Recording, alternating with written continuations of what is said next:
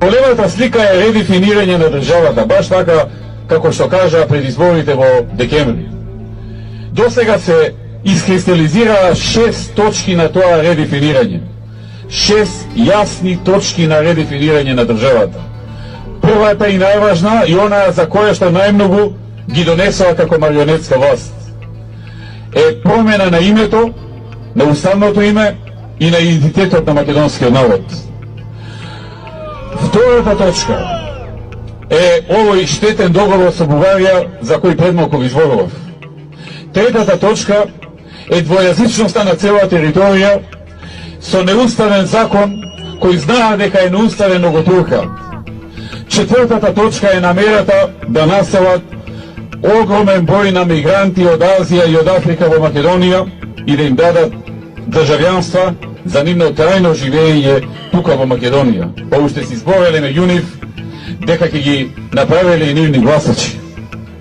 Петата точка е зголемувањето на даноците, што допава ќе ги удари граѓаните по джеп.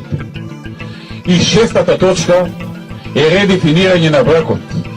Да не е бракот заедница меѓу маж и жена, туку да се легализираат хомосексуалните бракови и да им се овозможи посвојување деца.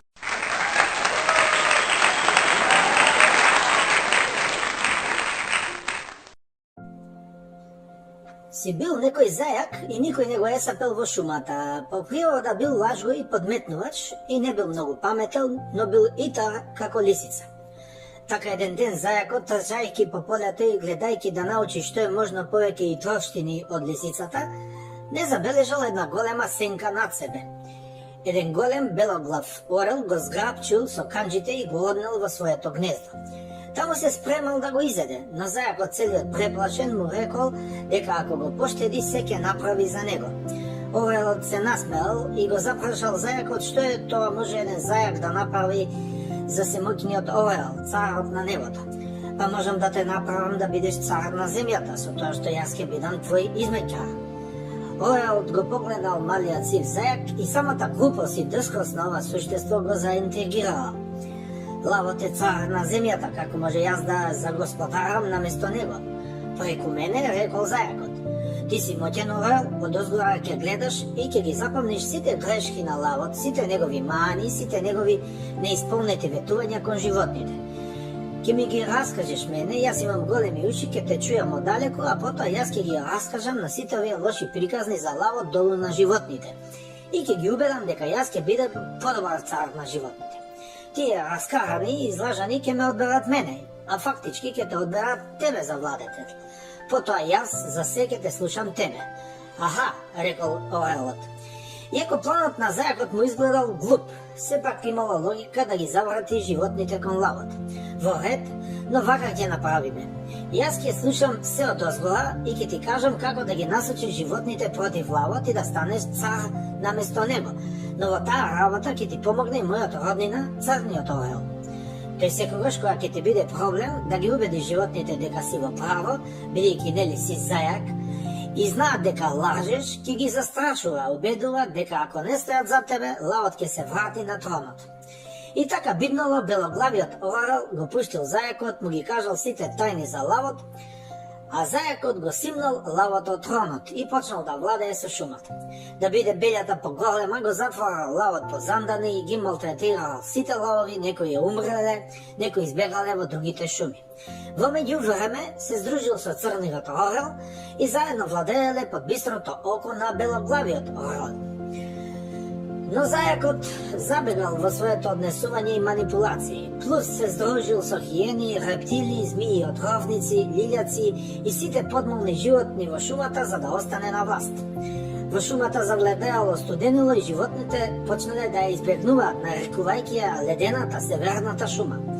Зајакот со помош на црниот орел направил пустош во шумата, но сите ги убедувал дека таа е топло и убаво место. Со помош на еден нагизден паун, успел на сите животни да им ја одземе храната, живеалиштата, пасиштата. Се здружил и со волците кои му служиле на лавот, но подоцна со паунот и нив успел да ги излаже.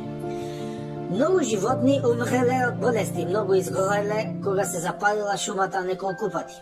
Зајакот продолжил да лаже и да одзема од сите животни скрова се. Самиот гол живот им останал. Исто го правил и црниот орел, но за себе. Лавот не спиел, полека околу себе ги собирал сите животни, затоа што тој по раѓање бил заштитник на сите. Дури почнале да му се придружуваат и змии и рептили, на кои не можел да им верува целосно. Белоглавиот орел гледал дозгора што се случува и малку по малку сватил дека наскоро нема да има ни шума, а богами ни животни. Затоа, иако знаел и гледал дека лавот се организира против зајакот, не му пренел ништо. Така зајакот ги изгубил првата битка против лавот и од страв и кукавичлук морал да се повлече. Во неговото повлекување му помогнал црниот орел, кој го заштитил максимално со своите предавници уфрлени кај лавот. Зајакот го заменил еден гиздав египетски безкрзнен мачор, кој дотогаш му служил. Црниот орел видел можност со тоа повторно да владее со шумата, иако бројот на орлите бил за 5 пати помал од бројот на другите животни. Лавот почнал да се организира за последната битка со зајакот, кој се криел во дупката на мачорот. Дури неколку црни орли му се придружиле на лавот, не можејќи повеќе да ја трпат власта на зајакот. Белиот орел гледал од озгора и размислувал на која страна да застане. Сепак орлите се орли, помакар и црни. На равночение, кога ќе тркне еден зајак да рекетира со 3 евра, дури белоглавиот орел гледа дека се отиде во